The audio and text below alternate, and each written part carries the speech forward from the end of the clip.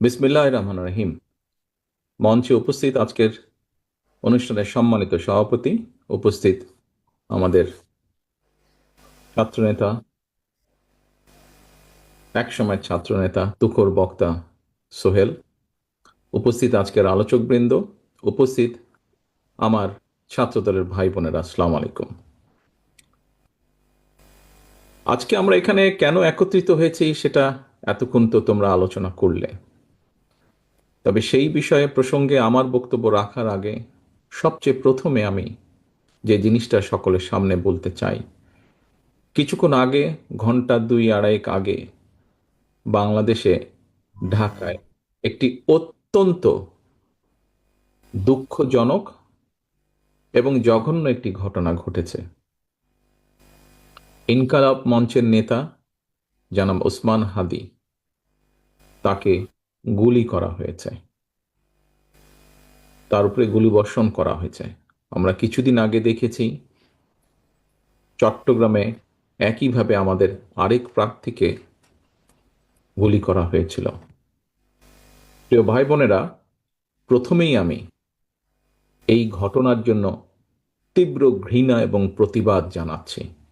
আমাদের উচিত হবে সারা বাংলাদেশে গণতন্ত্রের পক্ষে যত মানুষ আছে প্রত্যেকটি মানুষের উচিত হবে এই ঘটনার তীব্র প্রতিবাদ এবং ঘৃণা জানানোর। আসো, আমাদের আজকের এই অনুষ্ঠান থেকে আমরা এই ঘটনার প্রতি তীব্র ঘৃণা এবং প্রতিবাদ জানাই এবং একই সাথে বিএনপি এবং ছাত্র দলের দায়িত্বশীল একজন কর্মী হিসাবে আমাদের দায়িত্ব হবে প্রশাসনকে, যারা এই ঘটনার সুষ্ঠু তদন্ত করবে, তাদেরকে আমাদের অবস্থান থেকে সহযোগিতা করার কোনো স্কোপ সুযোগ যদি থাকে, আমরা আমাদের সর্বোচ্চ সহযোগিতা করব, যাতে করে তারা প্রকৃত যে দোষী ব্যক্তি তাদেরকে খুঁজে বের করে দেশের আইন অনুযায়ী তাদেরকে শাস্তি প্রদান করতে পারে। প্রিয় ভাই বোনেরা, দেশ একটা অত্যন্ত সংকটের ভিতর দিয়ে যাচ্ছে। আমরা দেখেছি গত এক বছরে বিভিন্ন সময় বিভিন্ন ব্যক্তি, বিভিন্ন সংগঠনের সদস্যরা হুমকি দিয়েছে প্রকাশ্যে যে যে প্রত্যাশিত নির্বাচন আগামী ফেব্রুয়ারি মাসে, সে নির্বাচনকে তারা হতে দেবে না, বাধাগ্রস্ত করবে। প্রকাশ্যে হুমকি দিয়েছে একটি দল, গোষ্ঠী বা কিছু ব্যক্তি এই দেশকে, দেশের মানুষের শান্তি, স্থিতিশীলতা বিনষ্টের জন্য উঠে পড়ে লেগেছে। এবং এই কারণেই বাংলাদেশ জাতীয়তাবাদী দল এবং একই সাথে যারা বাংলাদেশের অস্তিত্বে, স্বাধীনতা, সার্বভৌমত্বে বিশ্বাস করেন, দল ছোট বড় বিষয় না, যারা বাংলাদেশি জাতীয়তাবাদের অস্তিত্বে, বাংলাদেশের অস্তিত্বে বিশ্বাস করে, সবার আগে বাংলাদেশ, এই নীতিতে যারা বিশ্বাস করে, আমাদের প্রত্যেকটি দল, প্রত্যেকটি নেতা, প্রত্যেকটি কর্মী, প্রত্যেকটি মানুষকে আজ অতীতের যে কোনো সময় থেকে সবচাইতে বেশি ঐক্যবদ্ধ হতে হবে। কারণ যারা এই দেশের স্বাধীনতাকে ধ্বংস করতে চায়, এই দেশের সার্বভৌমত্বকে ধ্বংস করে এই দেশের স্থিতিশীলতাকে ধ্বংস করতে চায়, তারা তাদের ষড়যন্ত্র যে শুরু করে দিয়েছে, আজকে ওসমান হাদির ঘটনা দিয়ে তা প্রমাণিত হয়। আমরা বিভ্রান্তি ছড়ানো থেকে প্রত্যেককে বিরত থাকতে হবে। কেউ যাতে কোনো বিভ্রান্তি ছড়ানোর সুযোগ না পায় সেই ব্যাপারে আমাদেরকে সচেতন থাকতে হবে। এবং একই সাথে তদন্তের স্বার্থে যারা তদন্ত করবে, সত্যিকার অপরাধীকে যারা ধরবে, আমাদের অবস্থান থেকে যতটুকু সম্ভব আমরা সর্বোচ্চ সহযোগিতা করব। আজকের অনুষ্ঠানে আমার বক্তব্যের প্রথম অংশ এটি। আমাদেরকে প্রতিবাদ গড়ে তুলতে হবে এবং যে কোনো মূল্যে অন্যায়ের বিরুদ্ধে প্রতিবাদ গড়ে তুলতে হবে, যে কোনো অন্যায়ের বিরুদ্ধে এবং যে কোনো মূল্যে এই দেশের মানুষ যাতে করে তাদের হারানো গণতান্ত্রিক অধিকার ফিরে পেতে পারে, তার জন্য আমাদেরকে সদা সর্বদা সচেষ্ট এবং সতর্ক থাকতে হবে।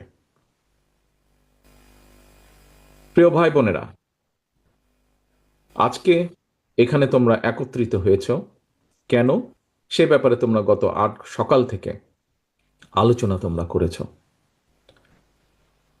গত 5 দিন ধরে, আজকে খুব সম্ভবত ষষ্ঠ দিন, আমরা এই বিষয়গুলোর উপরে আলোচনা করছি।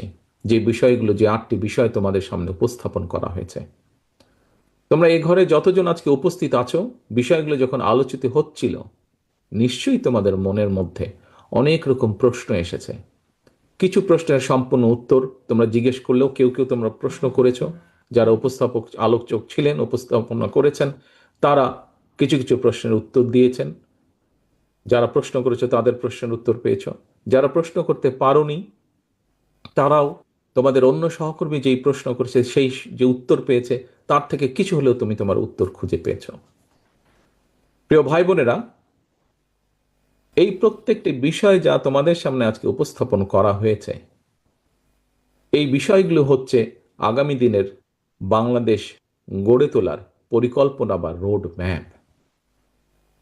একটি দায়িত্বশীল রাজনৈতিক দল হিসাবে আমাদের অতীতে যেমন দেশকে সমৃদ্ধ করার, দেশকে গড়ে তোলার বিভিন্ন পরিকল্পনা ছিল, বর্তমান পরিস্থিতি সব কিছু বিবেচনা করে আমাদের কাছে মনে হয়েছে যে অনেকগুলোর মধ্যে এই বিষয়গুলি অত্যন্ত উল্লেখযোগ্য এবং গুরুত্বপূর্ণ, এবং এই সকল বিষয়ের উপরে একটি পরিকল্পনা থাকতে হবে।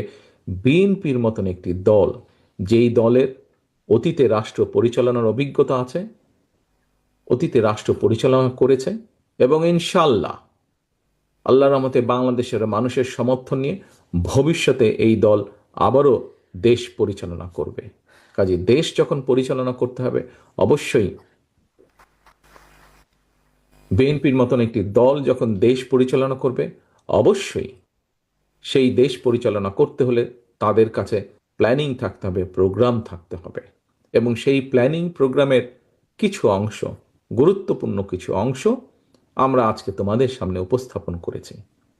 জাতীয়তাবাদী শক্তির একজন কর্মী হিসাবে, বাংলাদেশি জাতীয়তাবাদী শক্তির একজন কর্মী হিসাবে আজকে এখানে উপস্থিত তোমরা যারা আছো, তোমাদের আরো অনেক সহকর্মী আছে তোমাদের প্রত্যেকটি সংগঠনে, সকলকে আমরা এখানে আনতে পারিনি। তোমরা যারা নেতৃত্বের মধ্যে আছো, নেতৃত্বের দায়িত্বে আছো, তাদেরকে আজকে আমরা এখানে নিয়ে এসেছি। আমরা আজকে এখানে আলোচনা করেছি কিভাবে আমরা চাই আগামী দিনের বাংলাদেশের যে নারী সমাজ আছে, যা টোটাল পপুলেশনের অর্ধেক যে নারী সমাজ আছে, সেই নারী সমাজকে কিভাবে এম্পাওয়ার্ড করার জন্য। এখানে একটি কথা আমি বলি, তোমরা কম বেশি সবাই জানো, সবাই নিজেরা হয়তো বিভিন্ন ক্ষেত্রে তোমরা অনেক সময় এই কথাটি বলেছ। কি সেটি? নেপোলিয়ন ছিল। নেপোলিয়ন একটি কথা বলেছিল যে আমাকে একটি শিক্ষিত মা দাও, আমি একটি শিক্ষিত জাতি উপহার দিব। প্রিয় ভাই বোনেরা, নেপোলিয়নের যেটি চেয়েছিল আমাদের নেত্রী, দেশনেত্রী খালেদা জিয়া, তার উনি যে সময়ে দেশ পরিচালনা করেছেন, সে সময় তার গৃহীত একটি পদক্ষেপের কারণে এদেশের নারী সমাজের বহু সদস্য, লক্ষ কোটি নারী সমাজের সদস্য ক্লাস 12 পর্যন্ত বিনামূল্যে শিক্ষার সুযোগ পেয়েছে। আমরা যে কোনো শিক্ষা প্রতিষ্ঠানের দিকে যদি আজকে তাকাই, গত 15 থেকে 20 বছরের মধ্যে আমরা দেখেছি যে কিভাবে নারীদের অংশগ্রহণ বেড়েছে শিক্ষাক্ষেত্রে প্রত্যেকটি জায়গায়। এখন আসো, আমরা ভবিষ্যৎ পরিকল্পনা নিতে চাই যে একজন শিক্ষিত মা বেকার থাকবে না, তাকে আমরা অর্থনৈতিকভাবে স্বাবলম্বী করে গড়ে তুলতে চাই। কারণ একজন মা যখন শিক্ষিত হবে এবং একই সাথে যখন তার অর্থনৈতিক স্বাবলম্বিতা থাকবে, ইন্ডিপেন্ডেন্স থাকবে, এম্পাওয়ার্ড হবে, স্বাভাবিকভাবেই সেই মা ধীরে ধীরে একটি সুস্থ পরিবার গড়ে তুলতে সক্ষম হবে, একটি শিক্ষিত পরিবার করে তুলতে সক্ষম হবে। এই মুহূর্তে যে অ্যাভেলেবল ডাটা আছে আমাদের কাছে, সেই ডাটার ভিত্তিতে আমরা দেখেছি বাংলাদেশের এভারেজে যদি 5 জন করে আমরা একটি পরিবারের সদস্য সংখ্যা ধরি, তাহলে বাংলাদেশে 4 কোটি পরিবার আছে। আমরা ধীরে ধীরে পর্যায়ক্রমিকভাবে এই 4 কোটি পরিবারের নারী সদস্য বলতে এখানে মূল যে সদস্য, অর্থাৎ যে গৃহিণী, যে মূল যে হাউসওয়াইফ, যে তার কাছে আমরা এই ফ্যামিলি কার্ডটি পৌঁছে দিব। প্রথমে আমরা এটি শুরু করব গ্রামের থেকে, যারা মোস্ট ডিপ্রাইভড, আন্ডার প্রিভিলেজ, সেখান থেকে আমরা শুরু করব এবং এটি আমরা জেনারেল রাখবো। এই জন্য জেনারেল রাখবো, আমাদের রিসার্চ বলে যে কোনো একটি বিষয় যদি জেনারেল রাখা যায় সেখানে দুর্নীতির হবার স্কোপটা অনেক কমে যায়। এটি যেরকম একজন কৃষকের স্ত্রী পাবেন, এটি যেমন একজন ক্ষুদ্র মুদি দোকানদারের স্ত্রী পাবেন, একজন প্রাইমারি স্কুলের শিক্ষকের স্ত্রী পাবেন ফ্যামিলি কার্ড, ঠিক একইভাবে একজন অবস্থাপন্ন মানুষ, আমরা বলতে পারি একজন ব্যারিস্টার, একজন ডাক্তার, একজন রাজনীতিবিদ, বড় যে অবস্থাপন্ন কোনো মানুষ, ব্যবসায়ী, তার স্ত্রীও পাবেন। তবে আমরা এটি বিশ্বাস করি যাদের প্রয়োজন নেই অবশ্যই তারা এই সুবিধাটি সেখান থেকে ড্র করবেন না। এটি একটি নৈতিকতার ব্যাপার। তারা যদি ড্র না করেন তাহলে যারা আন্ডার প্রিভিলেজ বা প্রিভিলেজ এরকম পরিবারগুলোকে অল্প অল্প করে আমরা একটু একটু করে বেশি দিতে পারবো। প্রিয় ভাই বোনেরা, তোমরা যদি নিজেরা শুধু এই ফ্যামিলি কার্ডটির বিষয়ে চোখ বন্ধ করে কয়েক মিনিট চিন্তা করো যে একটি পরিবারকে, সেই পরিবারের গৃহিণীকে তুমি 5 থেকে 7 বছর পর্যন্ত একটা সাপোর্ট দিতে পারছো। হতে পারে ইনিশিয়ালি সাপোর্টটা খুব ছোট, কিন্তু তার হাতে যখন এই ছোট সাপোর্টটি আসবে তখন আস্তে আস্তে তার ভাগ্যের পরিবর্তন ঘটবে। এটা হয়তো আমরা 6 মাস, 1 বছর, 2 বছর, 3 বছরে পাবো না। আমরা, আমাদের রিসার্চ বলে 5 থেকে 7 বছরের মধ্যে আমরা একটা বিরাট পরিবর্তন দেখতে পারবো। এটি একটি বিরাট সামাজিক এবং সামাজিকভাবে বিশাল একটি পরিবর্তন ঘটবে। মন মানসিকতার সাথে একইভাবে অর্থনৈতিকভাবে এই পরিবারগুলো অর্থনৈতিক বুনিয়াদ অনেক শক্ত হবে 5 থেকে 7 বছরের মধ্যে, যা সামগ্রিকভাবে দেশকে অর্থনৈতিকভাবে সমৃদ্ধ করে তুলবে। এখন আসো আরেকটি গুরুত্বপূর্ণ প্রত্যেকটি বিষয়, যে 8টি তোমাদেরকে বলা হয়েছে প্রত্যেকটি বিষয় গুরুত্বপূর্ণ। তোমাদের এখানে অনেকেই হয়তো শহরে বড় হয়েছ, আবার অনেকেই এখানে কিন্তু গ্রামে বড় হয়েছ। শহরেই বড় হয়ে থাকো না তুমি, আর গ্রামেই বড় হও না কেন, যে কয়টি বিষয় তোমাদের সামনে আজকে আলোচনা করা হয়েছে, তোমরা প্রত্যেকে শিক্ষা অঙ্গন থেকে এখানে উপস্থিত হয়েছ। বিভিন্ন শ্রেণী পেশার মানুষের সাথে উঠতে বসতে, বিভিন্ন জায়গায় যেতে যাতায়াত করতে তোমাদের সাথে কথা হয়, মানুষের কথা শোনো, তোমরা আলোচনা করো। মুকুল, আমাকে ফ্রন্ট ভিউটা দাও, ড্রোনটা বাদ দিয়ে ফ্রন্ট ভিউটা দাও। হ্যাঁ, রাইট। বিভিন্ন মানুষের সাথে তোমাদেরকে আলাপ করতে হয় বা আলাপ করো, কথা বলো। তোমরা নিজেরাই যে এই যে 8 ঘন্টা ধরে তোমরা যে আলোচনা করেছো, শুনেছো, প্রশ্ন করেছো, চিন্তা করেছো, আমি 100% শিওর যখন যে বিষয়টি আলোচনা হচ্ছিল তোমাদের মনের মধ্যেও মাথার মধ্যেও কিন্তু এই বিষয়গুলো ঝড়ের গতিতে বয়ে যাচ্ছিল, তোমরা তোমাদের মতন চিন্তা করছিলে। আমি মনে করি, আমার অভিজ্ঞতা বলে, একজন রাজনীতিবিদ হিসাবে বা একজন রাজনৈতিক কর্মী হিসাবে, আমরা যদি এই 8টা বিষয় জনগণের জন্য, যদি এই 8টা বিষয়ে কাজ শুরু করতে পারি, একটু একটু করে কাজগুলা শুরু করে দিতে পারি, তাহলে তোমরা কি মনে করো, আমি তো মনে করি, তোমরা কি মনে করো দেশের অবস্থা এবং মানুষের ভাগ্যের পরিবর্তন ঘটবে? তোমরা কি মনে করো এটা? আর তোমরা কি আত্মবিশ্বাসী? কি আত্মবিশ্বাসী নাকি? ইয়েস, ইনশাল্লাহ ইয়েস, আমরা আত্মবিশ্বাসী। কারণ প্রথম যেটি বলেছি ফ্যামিলি কারের কথা, খুব সংক্ষেপে যদি বলতে হয় কিভাবে পরিবর্তন হবে, তোমরা সামনে আমি বলেছি, যারা উপস্থাপন করেছে আলোচকবৃন্দ তারাও তোমাদের সামনে বলেছে। একইভাবে তোমরা শিক্ষার্থী, শিক্ষার বিষয় এখানে উপস্থাপন করা হয়েছে। কিভাবে আমরা প্রাইমারি এডুকেশনকে ঢেলে সাজাতে চাই, কিভাবে আমরা প্রাইমারি এডুকেশনে যে শিক্ষার্থী যারা যারা আগামী দিনের ভবিষ্যৎ, তাদেরকে গড়ে তুলতে চাই, এবং তাদেরকে গড়ে তোলার যে কারিগর, প্রাইমারি স্কুলের শিক্ষক যারা, তাদেরকেও ট্রেনিংটা কিভাবে ডিজিটালাইজ করতে চাই আমরা, কিভাবে তাদের কাছে বেটার ট্রেনিংয়ের কৌশলগুলো, সব কিছু বেটার জিনিসগুলো পৌঁছে দিতে চাই। নিশ্চয়ই তোমরা by now one tab one teacher এই কথাটির সাথে তোমরা পরিচিত হয়েছো, নিশ্চয়ই পরিচিত হয়েছো না? পরিচিত হয়েছো এই শব্দটার সাথে। হ্যাঁ, আমরা একবারে পারবো না, একবারে কোনো কিছুই পারা যায় না। যেই ঘরটিতে তোমরা বসে আছো, যেই অডিটোরিয়ামে বসে আছো, এই অডিটোরিয়ামটা ধ্বংস করে দিতে 5 মিনিট সময় লাগবে, হয়তো ম্যাক্সিমাম 10-15 মিনিট সময় লাগবে, কিন্তু এটাকে গড়ে তুলতে কিন্তু অনেক সময় লাগবে। এই মুহূর্তে বাংলাদেশে প্রাইমারি শিক্ষকের সংখ্যা 3.5 লক্ষেরও বেশি। এই 3.5 লক্ষ মানুষের কাছে আমরা পৌঁছে দিব, তাদেরকে ডিজিটালাইজ করব, আমরা তাদেরকে ট্যাবের ভিতরে, আমরা নেটওয়ার্কের ভিতরে নিয়ে আসব। সময় লাগবে, কিন্তু ইনশাল্লাহ সুযোগ পেলে আমরা এই কাজটি করব। কিভাবে করব, কেন করব, এই ডিটেল আলোচনাগুলো এর ভিতরে হয়ে গেছে, আমি তার মধ্যে যাব না। তাতে উপকার কি হবে, কিভাবে শিক্ষার্থীরা উপকার পাবে, লক্ষ্য এবং উদ্দেশ্যটা কি। লক্ষ্য এবং উদ্দেশ্যটা হচ্ছে, দেখো, আমাদের আগামী দিনের যারা ভবিষ্যৎ, তোমরা যেমন আগামী দিনের ভবিষ্যৎ, তোমাদের পরে আরও ভবিষ্যৎ রয়ে গেছে বাংলাদেশের। তোমরা হয়তো অনেকগুলো সুযোগ পাওনি, কিন্তু তোমাদের হাতে সুযোগ এসেছে।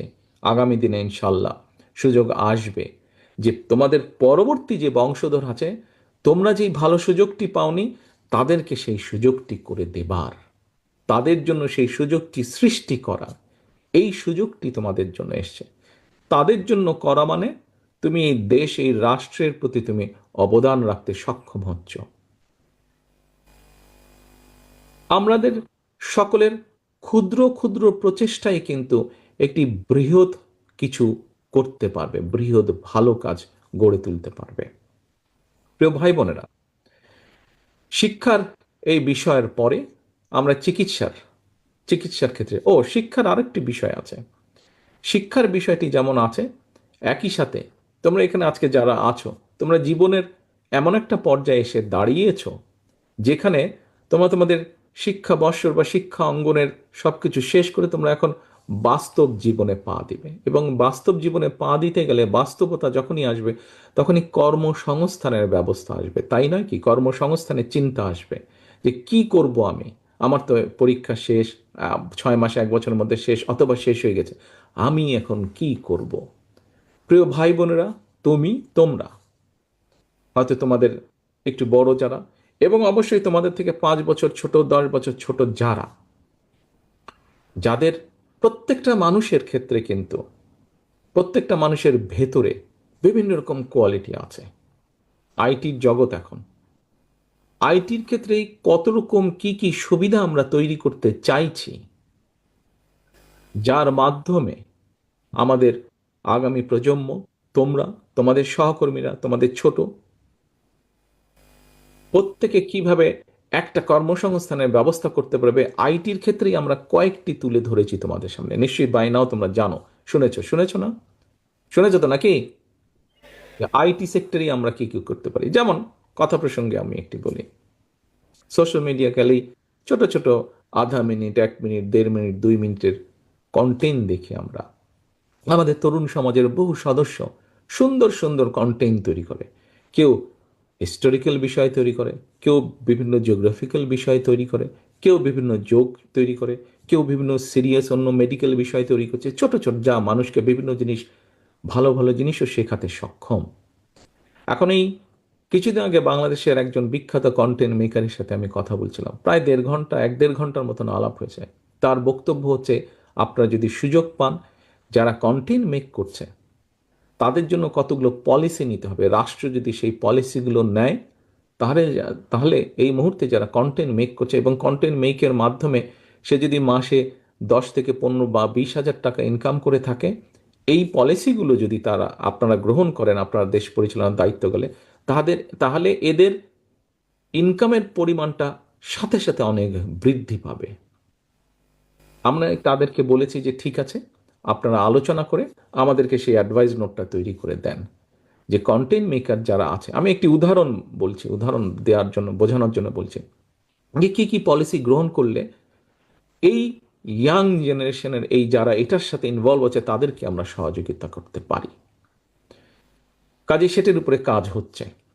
আসো এবার আরেকটি কথা বলি, আমাদের বহু ছাত্রছাত্রী আছে, ইভেন আমি এখানকার ইউকের একটা ঘটনা বলি। কয়েক বছর আগে বিবিসিতে আমি নিউজ দেখছিলাম, তখন বিবিসিতে এই নিউজটা হঠাৎ করে আসলো। ওরা একটা গ্রাম দেখাচ্ছে বিবিসি, এবং গ্রামে ছোট একটা ফ্যামিলিকে দেখাচ্ছে, ফ্যামিলিতে 2 ভাই বোন। ওরা হোমওয়ার্ক করার জন্য, এখানে তো যেহেতু অনলাইনেই ম্যাক্সিমাম কাজ হয়, বাচ্চাদেরও হোমওয়ার্ক অনলাইনে তারা করতে পারে, তো তাদের হোমওয়ার্ক করার জন্য প্রতিদিন তারা 2 মাইল প্রায় হেঁটে যায় তার নানি বাড়িতে। কেন নানি বাড়িতে হেরে যায়? তার বাচ্চা দুটার যে বাবার বাড়ি বা যে তাদের যে বাড়ি, সেখানে ওয়াইফাই সাপোর্টটা নেই, ওই এরিয়াতে নেই, নানির বাড়িতে আছে, সেই জন্য তারা সেখানে হেঁটে যায়। ঠিক আছে, এটা হচ্ছে তাদের দেশের বিষয়। আমাদের দেশে এরকম অনেক বিষয় আছে, অনেক সমস্যা আছে। এবং আমাদের যে আরেকটি সমস্যা আছে সেটা হচ্ছে আমাদের বহু ছাত্রছাত্রী আছে, যাদেরকে অনলাইনে কাজ করতে হয়, হয়তো প্রপার ওয়াইফাই বা অনলাইন সুবিধা তারা পাচ্ছে না। আবার ওয়াইফাই বা অনলাইনে যে ডাটা, যেটা বাংলাদেশি বোধহয় এমবি বলে বিষয়টাকে, এইটি কোয়াইট কস্টলি। এটি কস্টলি হওয়ার কারণে অনেকের জন্য এফোর্ড করতে পারে না, তাদের কাজ সবসময় তারা ঠিক করে করে উঠতে পারে না। এদের জন্য এদের জন্য আমরা একটা সুবিধা তৈরি করতে চাইছি। কি সুবিধা? নিশ্চয়ই বাই নাও তোমাদের সামনে উপস্থাপন করেছে আমাদের আলোচক বৃন্দ, যে এই সাবজেক্টটি উপস্থাপন করেছে।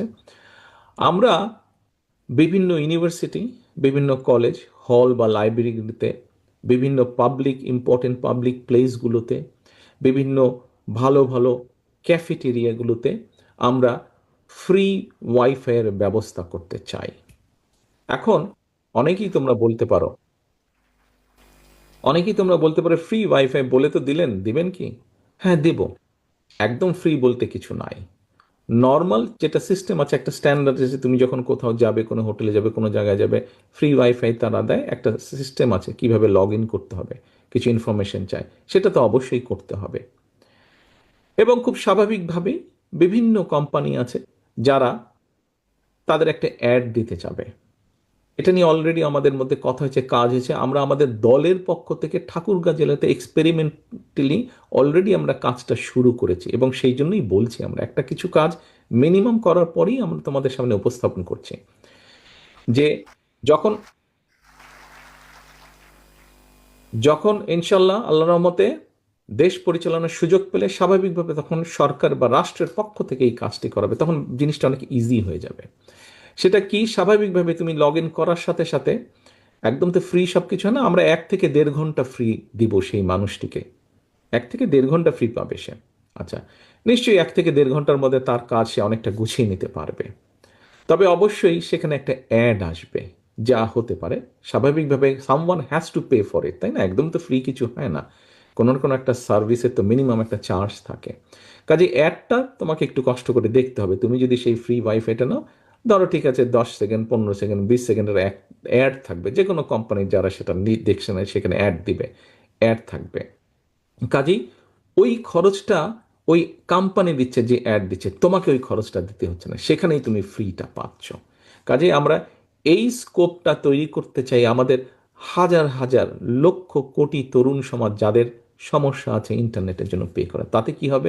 যেমন ওই কন্টেন্ট মেকারদের কথা বললাম, ওরা যেমন সুবিধা পাবে, আমাদের তরুণ সমাজের, যুব সমাজের অনেক ছেলেমেয়েরা আছে যারা বিভিন্ন অনলাইন শপিংয়ের কাজ করে, যে এইখানে একটা জিনিস পাওয়া যায়, কে কিনবে, এটা বিভিন্ন রকমের কম কাজ আছে, ডাটা প্রসেসিংয়ের কাজ করে, বিভিন্ন ডিজাইনিংয়ের কাজ করে, তাদেরকে এই সুযোগটা আমরা করে দিতে চাইছি যাতে তাদের জন্য সহজ হয়। আরেকটা জিনিস নিশ্চয়ই তোমাদের সামনে উপস্থাপন করেছে, এই জিনিসটা একটু এই জন্য আমি লম্বা করছি, তোমাদের সাথে আইটি ইন্টারনেটের সম্পর্কটা অনেক বেশি, তোমরা যে, এবং তোমাদের পরে যারা আছে 5-10 বছর আরো নিচে যারা আছে তাদের সাথে সম্পর্ক, তো সেজন্য আমি একটু এক্সপ্লেন করছি। আরেকটি চিন্তা ভাবনা আমাদের আছে, বাংলাদেশের বিভিন্ন জায়গায় আমরা বিগত সরকারের সময় দেখেছি যে একটা অদ্ভুত একটা ট্রেন্ড ছিল, মেগা প্রজেক্ট বা বড় বড় প্রজেক্ট করার। তো এটার উদ্দেশ্য কি, পিছনে কি, এটা তো আমরা জানি, বাই নাও বুঝে গিয়েছি আমরা। এখন এরকম সায়েন্স পার্ক নাকি পার্ক এরকম করার নামে অনেক বিল্ডিং টিল্ডিং করা হয়েছিল সে সময়, কিন্তু সেগুলো এখন ব্যারন ভূমিতে পরিণত হয়েছে। মানে সেখানে গরু ছাগল চড়ে বেড়ায়, আমি খোঁজ খবর নিলাম যেটা, অথবা কোনো কোনো জায়গায় কেউ কেউ ওই কমিউনিটি সেন্টারের মতন ভাড়া নিয়ে সেখানে তারা বিয়ে শাদের অনুষ্ঠান এরকম হয়। আমরা চাচ্ছি এই জায়গাগুলোকে আমরা খালি করব, সুন্দর করে মিনিমাম মেনটেন করে একটা জায়গা তৈরি করব। এই জায়গাগুলো খুব সম্ভবত এখানেও হয়তো তোমাদের মধ্যে কেউ কেউ উপস্থিত আছে, হয়তো কেউ ইন্ডিভিজুয়ালি অথবা 2-3 জন বন্ধু মিলে হয়তো ওই ছোট্ট ঘরের কোনায় বা খাটের উপরে বা একটা টেবিলে কোনো রকম কষ্ট করে বসে তোমরা হয়তো অনলাইনে কোনো কাজ করছো, সেটা ডাটা প্রসেসিং হোক, ডিজাইনিং হোক, বা কোনো না কোনো হয়তো কাজ করছো, সেখান থেকে তোমরা তোমাদের একটা ইনকামের চেষ্টা তোমরা করছো। আমরা চাইছি আমাদের যেটা পরিকল্পনা বা চিন্তা ভাবনা, দেশের বিভিন্ন জায়গায় এরকম মধ্যে 34টার মতন সায়েন্স পার্ক তারা বানিয়েছিল, বিল্ডিং বানিয়েছিল, স্ট্রাকচার। এই জায়গাগুলোতে আমরা ছোট ছোট ছোট ছোট বক্সের মতন করে ছোট ছোট অফিস আমরা ক্রিয়েট করে দিতে চাই, স্পেস, ওয়ার্কিং স্পেস ক্রিয়েট করে দিতে চাই। এবং তোমরা যদি 3 জন 2 জন 4 জন বন্ধু থাকো, ইভেন তুমি যদি একাও থাকে, তোমাকে আমরা চেষ্টা করব ওখানে একটা কোম্পানি করার স্কোপ করে দিব।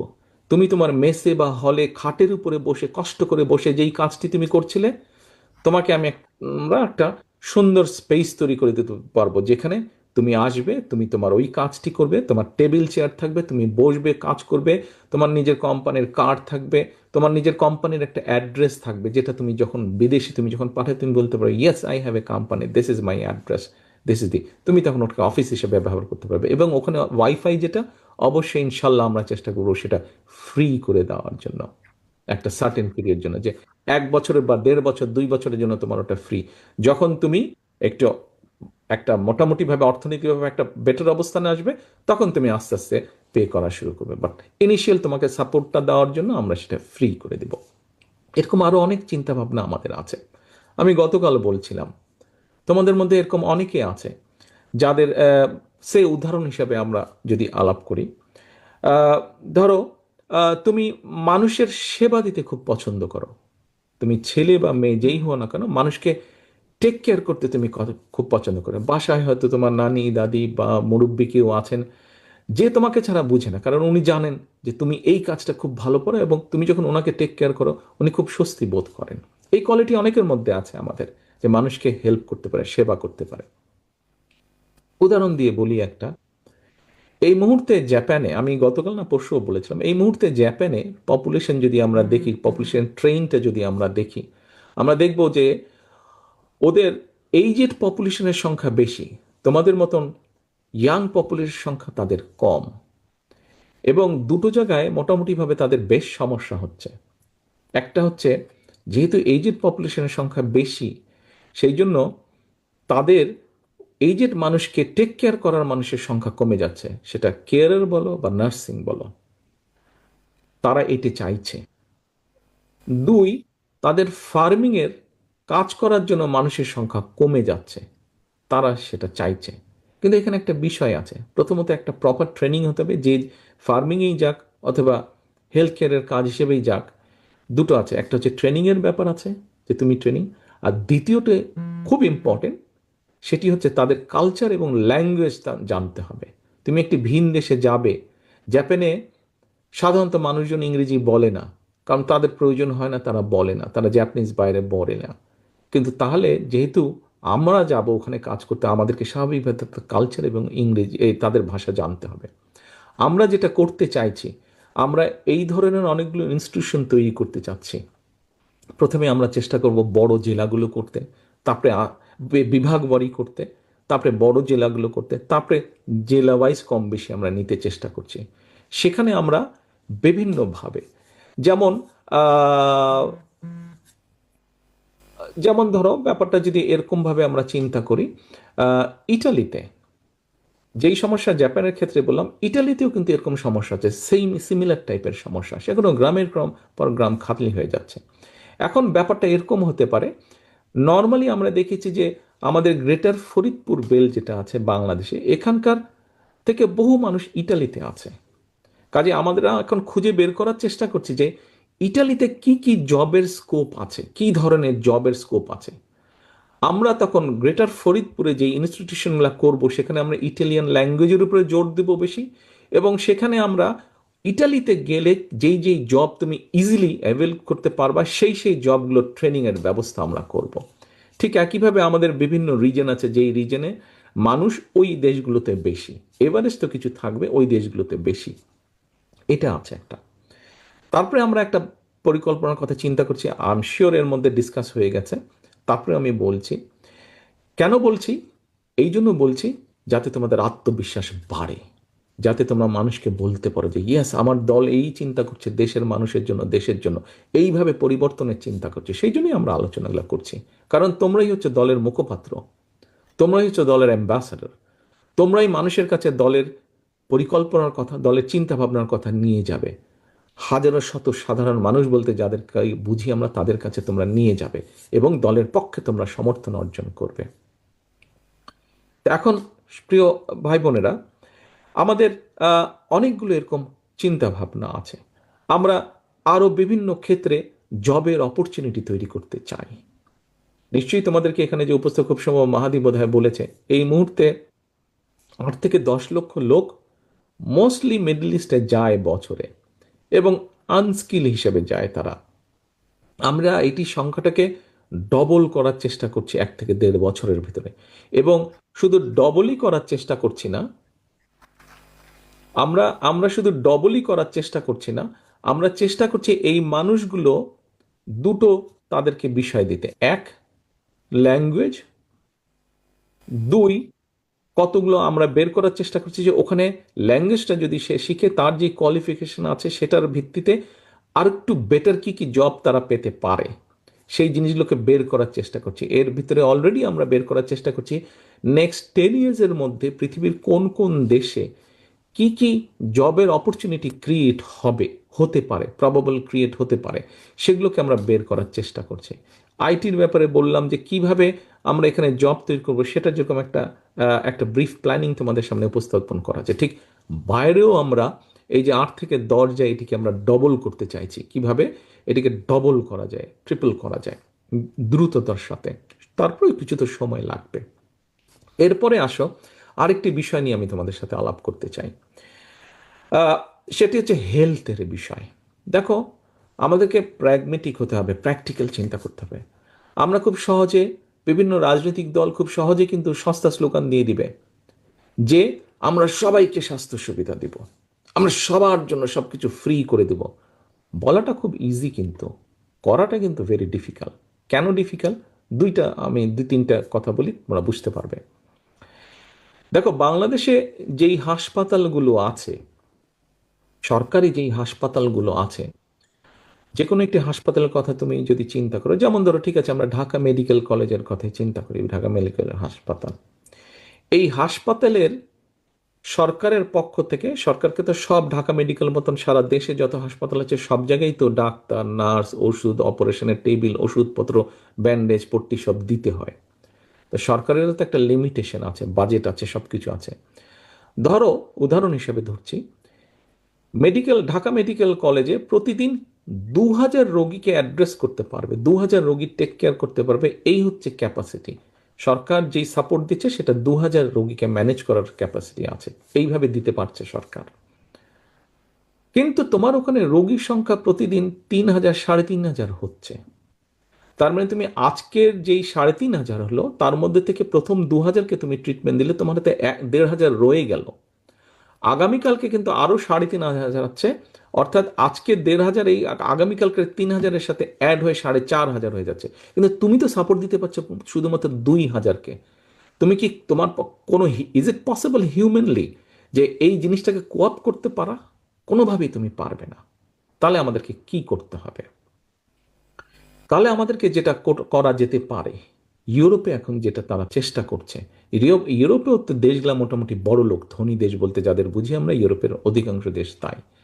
কিন্তু এখানেও কিন্তু বৈধভাবে যে বাস করে, যেই নাগরিক এই দেশের বৈধ নাগরিক, তার ক্যান্সারই হোক, তার বাইপাস হোক, যাই হোক না কেন, সরকার সব খরচ বহন করে। কিন্তু তারা হিমশিম খাচ্ছে। এখন তারা যেই জিনিসটা করতে যাচ্ছে, তারা প্রিভেনশনের উপরে জোর দিতে যাচ্ছে, প্রিভেনশন। আচ্ছা, আমাদের দেশের মেইন অসুখ বিসুখ কি হয় সাধারণত যদি আমরা দেখি? ডায়াবেটিকের প্রবলেম আছে, হার্টের প্রবলেম আছে, আমাদের ইয়ের প্রবলেম আছে, ডায়াবেটিক, কার্ডিয়াক, আর তোমার আরেকটা সিরিয়াস প্রবলেম, কিডনির প্রবলেম আছে। এই 3টা খুব দেখা যায়, অন্য অন্য তো আছে। এখন বিষয়টা দাঁড়াচ্ছে যে আমরা যদি মানুষকে শিখাতে পারি, মানুষকে তো শিখাতে হবে, জানাতে হবে, অ্যাওয়্যার করতে হবে মানুষকে, যে ভাই তুমি এই খাবারগুলো খেও না, তাহলে তোমার ডায়াবেটিক হবে না। এইভাবে পানি খাও বা খাও, তাহলে কিডনি এফেক্ট করবে না। এই জিনিস খেও না, তাহলে এইভাবে খাও, তাহলে তোমার কার্ডিয়াক প্রবলেম হবে না। মানুষকে অ্যাওয়্যার করতে হবে হাইজিন সম্পর্কে, খাওয়া সম্পর্কে। আমরা এই অ্যাওয়ারনেসটা, ইউরোপ যা করছে, শুরু করেছে আজকে থেকে প্রায় 7-8 বছর আগে, আমরা সেই জিনিসটা এখন এখানে করতে চাইছি বাংলাদেশে। আমরা বাংলাদেশে হেলথ কেয়ারার অ্যাপয়েন্ট করতে চাইছি।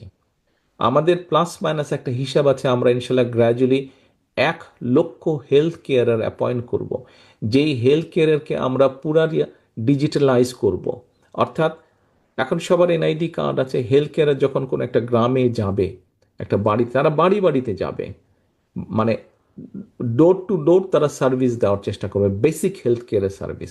ওখানে বসে যে সে একদম কার্ডিয়াক কারো প্রবলেম থাকলে সেটা সলিউশন দিতে দেবে, নট দ্যাট। বেসিক জিনিসগুলো, জ্বর, সর্দি, কাশি, ডায়রিয়া, পেট খারাপ, এই জিনিসগুলো হলে যাতে তারা টেক কেয়ার করতে পারে, এবং এই হাইজিন সম্পর্কে এইগুলো তারা তাদেরকে বোঝাবে। এখন চিন্তা করে দেখো, আমরা যদি এইভাবে অ্যাওয়ারনেস ক্রিয়েট করে, যদি ওই যে বললাম ডেইলি 3-3.5 হাজার রোগী কিউ হচ্ছে, কিন্তু আমরা যদি এই 3.5 হাজারকে কমাতে কমাতে কমাতে কমাতে 2,000-এ নিয়ে আসতে পারি, তাহলে কি দাঁড়াবে? যেই 2,000 যাচ্ছে, এই 2,000 তো বেটার সার্ভিস পাবে, তাই নয় কি? 2,000-এর জন্য ডাক্তার, নার্স, ওষুধ, সব কিছু, ডাক্তার ঠিকভাবে তাকে অ্যাটেন্ড করতে পারবে, নার্স ঠিকভাবে তার টেক কেয়ার করতে পারবে, তার প্রপারলি সে ওষুধটা পাবে। সময় লাগবে, কিন্তু আমরা যদি আজকে থেকে শুরু করি, করতে পারি ইনশাল্লাহ, তাহলে 5 হোক 10 বছর হোক পরে গিয়ে আমরা এই জিনিসটা আমরা সফল হতে পারবো ইনশাল্লাহ, কম বেশি। এটা হচ্ছে আমাদের লং টার্ম হেলথ প্ল্যান। কেউ বেটার কিছু বলুক, আমাদের কোনো আপত্তি নেই সেটা গ্রহণ করতে। আসো এবার হেলথ কেয়ারের ভিতরে আরেকটা কাজ আমরা করতে চাইছি, মন দিয়ে শুনতে হবে। এখানে মেডিকেল স্টুডেন্ট আছে কি কেউ? হাত তুলতে পারো যদি মেডিকেল স্টুডেন্ট থাকে। আচ্ছা, পিছন দিকে, গুড। তোমরা মেডিকেলের স্টুডেন্ট যে আছো, একজন প্লিজ সামনে এসে এগিয়ে আসো, অথবা তার হাতে মাইক্রোফোনটা দাও তো ভাই। এখানে মাইক্রোফোন যাদের হাতে আছে, মেডিকেল স্টুডেন্ট, পিছনে যে মাইক্রোফোনটা ক্যারি করবে, সে যে কোনো একজনকে চয়েস করে, মেডিকেল স্টুডেন্টের যে কোনো একজনকে চয়েস করে তার হাতে দাও। তবে মেয়েদের মধ্যে যদি কেউ থাকে আসসালামু মেডিকেল আলাইকুম। স্টুডেন্ট, ভালো হয় প্রিফারেবলি।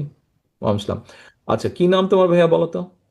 আসসালামু আলাইকুম। আমি ডাক্তার আসসালাম। মোহাম্মদ আতিকুর রহমান তালুকদার। আমি পাবনা মেডিকেল কলেজ ছাত্রদলের প্রতিষ্ঠাতা আহ্বায়ক ছিলাম। রাজীব আকরাম কমিটির সহস্বাস্থ্য বিষয়ক সম্পাদক ছিলাম।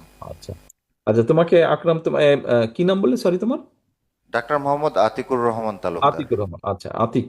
আতিক, তোমাকে যদি আমি এখন জিজ্ঞেস করি, তোমার সামনে সংক্ষেপে আমি যেই বিষয়টা তুলে ধরলাম প্রিভেনশনের, তুমি কি মনে করো যে এটা এটা এটা একটা এমন কাজ যেটা যেটা কোনো অর্থ বহন করে, মিনিংফুল একটা কাজ, এর এর মাধ্যমে আমরা আস্তে আস্তে সমস্যা কমিয়ে আনতে পারবো, তুমি কি তাই মনে করো? আমি যদি রিয়েলিস্টিকলি বলতে যাই, আমাদের যে 18 থেকে 20 কোটি জনসংখ্যা এবং 10,000 জনের প্রতি 5.26 হচ্ছে আমাদের ডক্টরদের সংখ্যা। ভাই তো আতিক, ওগুলা হিসাব আমরা জানি, আমি প্রিভেনশনের যেই বিষয়টা বলেছি।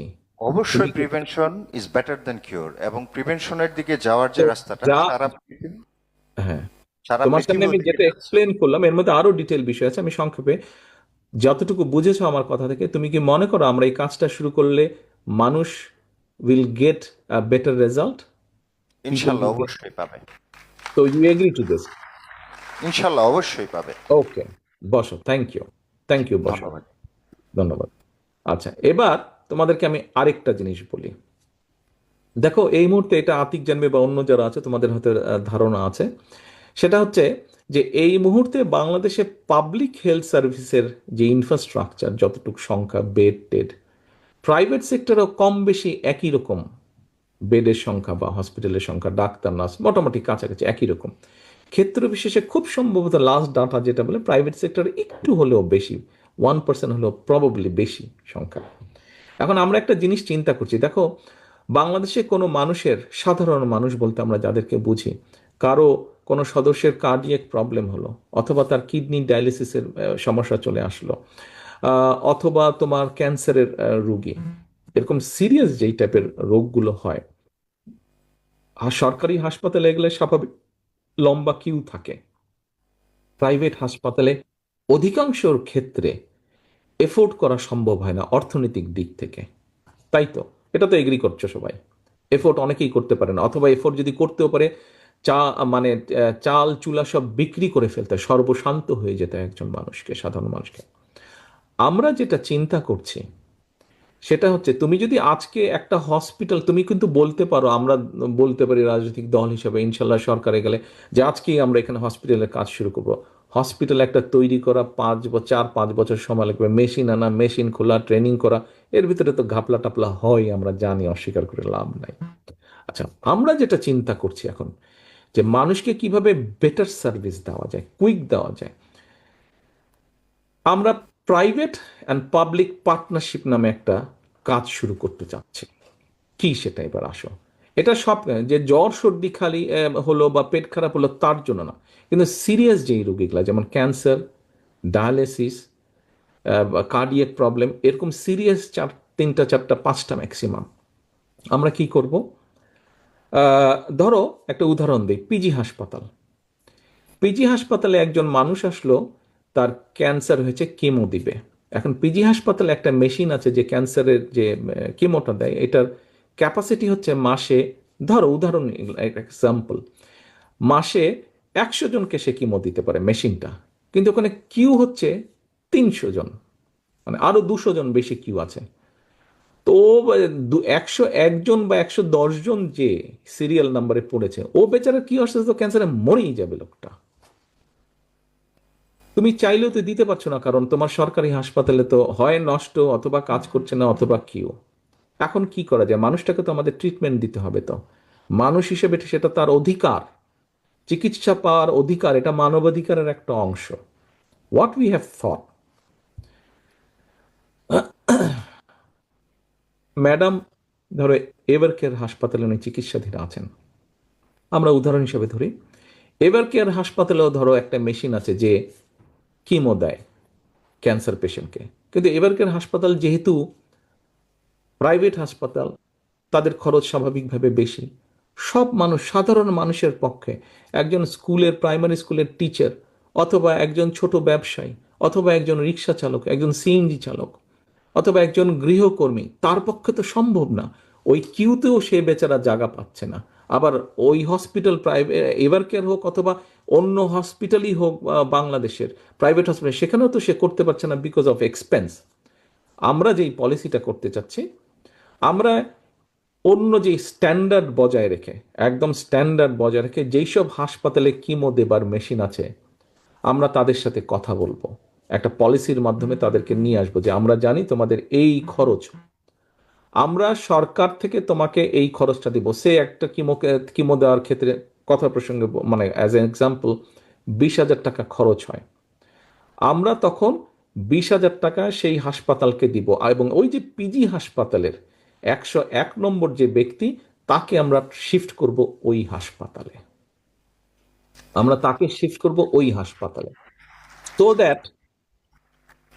সো দ্যাট আমরা যদি এই কাজটা করতে পারি, তাহলে আমরা 5 বছর অপেক্ষা করতে হবে না একটা মানুষকে চিকিৎসা সুবিধা দেওয়ার জন্য। আমরা 3 থেকে 6 মাসের মধ্যে, এটা পলিসির ব্যাপার, বাজেট অ্যারেঞ্জ করে 3 থেকে 6 মাসের মধ্যে ইনশাল্লাহ আমরা এই সার্ভিসটা মানুষকে দেওয়া শুরু করতে পারবো। দ্রুত মানুষ সার্ভিস পাবে।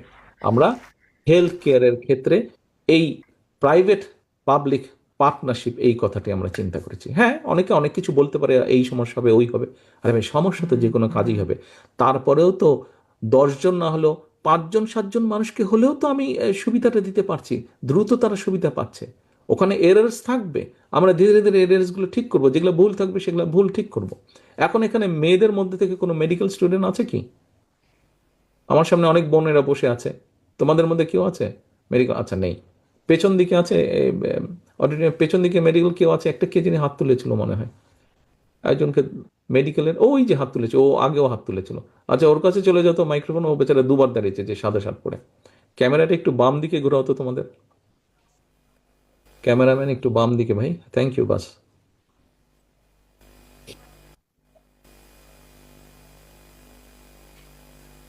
হেলথ একটা অনেক বড় ইস্যু মানুষের জীবনে, সেই জন্যই আমি একটু ডিটেল বলছি। হ্যাঁ ভাইয়া, বলো তোমার নাম কি, একটু আগে নামটা বলো। আসছে না, তোমার আওয়াজ শুনতে পাচ্ছি না আমি।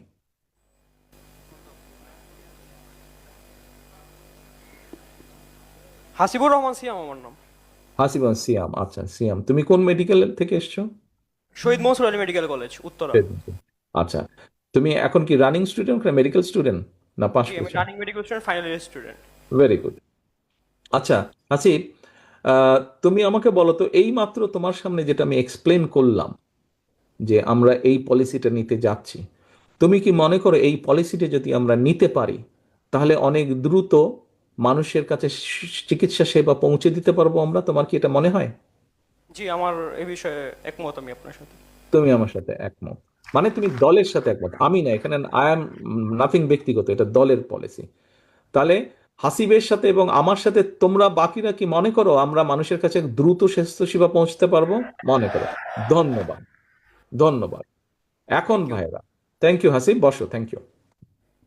আচ্ছা, এখন আমরা ফ্যামিলি কার্ডের বিষয় নিয়ে আলাপ করলাম, আমরা জব ক্রিয়েশন নিয়ে আলাপ করলাম, কিভাবে জব হতে পারে বিভিন্ন মানুষের, বিভিন্ন ক্যাটাগরির মানুষের, কিভাবে আমরা শিক্ষাটাকে বেটার টিচার ট্রেন করতে পারি for for the future generation, এটা তোমাদের সামনে আলাপ করলাম। আমরা মানুষের স্বাস্থ্য নিয়ে আলাপ করলাম। এরপরে আসো কৃষি বা এনভায়রনমেন্ট নিয়ে যদি আমরা আলাপ করি, আলাপগুলো হয়ে গেছে, তারপরেও তোমাদের সামনে কথা বলার লোকটা আমি সংবরণ করতে পারছি না, আলাপ হয়ে গেছে। তো এখন কৃষি কৃষি নিয়ে তোমরা দেখেছো যে কৃষি নিয়ে তোমরা দেখেছো যে আমাদের যে যখন কৃষি কার্ডটা উপস্থাপন করা হয়েছে, আহ, এই কৃষি কার্ডের মাধ্যমে 10টা সুবিধা আমরা পৌঁছে দিতে চাই কৃষকদের কাছে। হ্যাঁ, সময় লাগবে, আমাদের সময় লাগবে, টেস্ট কেস করতে হবে, করার মাধ্যমে এগুলার এরার্সগুলো বের করতে হবে। থিওরিটিক্যালি অনেক জিনিস প্রথমে খুব সুন্দর মনে হয়, প্র্যাকটিক্যালি কিছু কিছু সমস্যা পরে দেখা যায়, বাট শুরু না করলে তো আমরা বুঝতেও পারবো না। কিন্তু এখানে নিশ্চয়ই অনেক ফ্যামিলি তোমরা আছো যাদের পরিবার সরাসরি কৃষকের সাথে জড়িত, তাই নয় কি? যাদের পরিবার সরাসরি কৃষকের কাছে জড়িত, এরকম কি কেউ আছো যাদের বা মানে পরিবার সরাসরি কৃষকের সাথে জড়িত, তোমাকে কষ্ট করে টাকা পাঠাচ্ছে দেশে পড়ালেখা করার জন্য টাকা? এই যে অনেকে হাত তুলেছে। এখন তুমি এই যে কৃষককে কৃষক কার্ডটা যে আমরা দিব, কৃষক কিন্তু কয়েক রকমের আছে বাংলাদেশে। প্রান্তিক কৃষক আছে, ক্ষুদ্র কৃষক আছে, মাঝারি কৃষক আছে, অনেক ধরনের কৃষক আছে। এই কৃষকদেরকে আমাদের একটা সাপোর্ট দিতে হবে। It is not like that যে সারা জীবন সে সাপোর্ট পাবে, আমরা একটা সার্টেন টাইম পর্যন্ত সাপোর্ট দিব। এখন কৃষকরা যেই সাপোর্ট পায় সেটা তাদের জন্য এনাফ হয় না, এনাফ না। এখন যে একটা ফসল করে, আমরা পুরা বাংলাদেশে যে কৃষি জমি যা আছে, নিশ্চয়ই তোমাদের সামনে ডক্টর মজিদ এক্সপ্লেন করেছে, কৃষি জমি যা আছে পুরা জিনিসটাকে আমরা একদম, এখন জিনিসটা খুব করাটা ইজি, একদম প্রত্যেকটা কৃষককে একদম রেজিস্টার করে ডাটা প্রসেসের মধ্যে সিস্টেমের মধ্যে নিয়ে এসে আমরা কার কি জমি, কার কতটুকু জমি, কে বর্গা চাষি বা কে জমির ওনার, এবং কে কি ফসল করছে, পুরা জিনিসটাকে আমরা একটা সিস্টেমের ভিতরে নিয়ে আসতে চাই। এবং নিয়ে আসার মাধ্যমে প্রথমে আমরা প্রান্তিক, ক্ষুদ্র এবং মাঝারি কৃষকদেরকে একটা সাপোর্ট দিতে চাই। যে দুইটা ফসল করে, যে কোনো একটা ফসলে, ধরো কেউ টমেটো চাষ করে, এখন টমেটো চাষ যেহেতু সে করে, তাকে হয়তো 2 সিজনে সে টমেটো চাষ করে বা 2বার করে বছরে, বা টমেটোর সাথে অন্য ফসল করে, তাকে যে কোনো একটা ফসলের ফুল সাপোর্টটা আমরা দিতে চাই সরকারের বা দেশের রাষ্ট্রের পক্ষ থেকে। তাতে করে যেটা হবে, একটা সাপোর্ট যখন সে পাবে, তার কিছুটা তখন সুবিধা হবে। এবং কিছুটা সুবিধা হওয়ার পরে প্রথম 1 সিজন 2 সিজনে না, প্রথম 1-2 বছরও না, 5-7 বছর পরে গিয়ে কিন্তু সে অর্থনৈতিকভাবে শক্তিশালী হতে সক্ষম হবে, একটা বুনিয়াদের উপরে দাঁড়াবে। তোমরা ভাই যারা সরাসরি কৃষক ফ্যামিলি থেকে এখানে এসছো, ঢাকায় পড়ালেখা করছে, কষ্ট করে বাবা মা তোমাদেরকে সাপোর্ট দিচ্ছে, এরকম যদি 2-4 জন থাকে, একটু হাত তুলবে কি কেউ? অনেকে আছে, ভেরি গুড। কৃষক পরিবারের সন্তান দেখে আমার নিজেরও ভালো লাগছে। আমিও কিন্তু কৃষিকাজের সাথে একটু জড়িত আছি, সেই গল্প না হয় আরেকদিন বলবো। আচ্ছা, আহ, জাহাঙ্গীর, মাইকটা কি তোমার কাছে? আচ্ছা, কৃষক পরিবারের সন্তান একজনকে দাও তো, যে কোনো একজন কৃষক পরিবারের সন্তান একজনকে সিলেক্ট করো, আমি দরজাটা খুলে আসি একটু।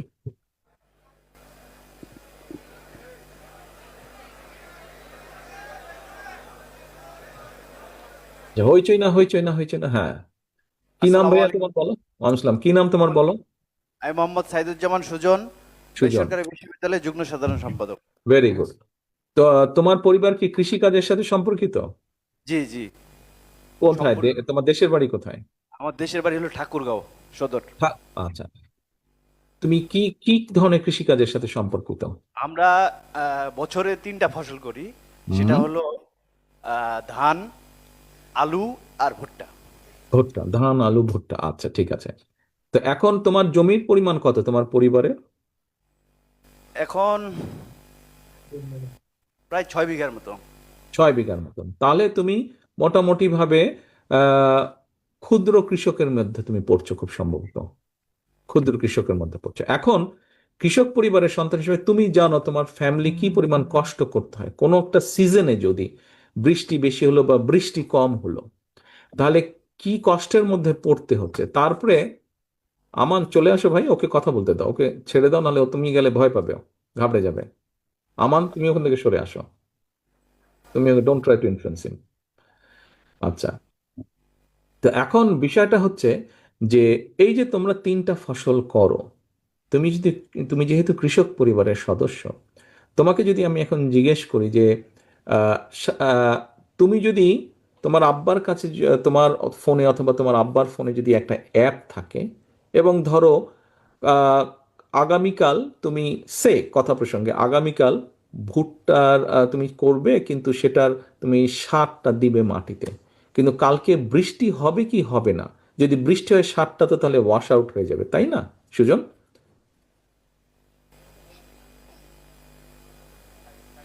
কি হয়েছে ভাইয়া, তুমি ইমোশনাল হয়ে গেলে কেন?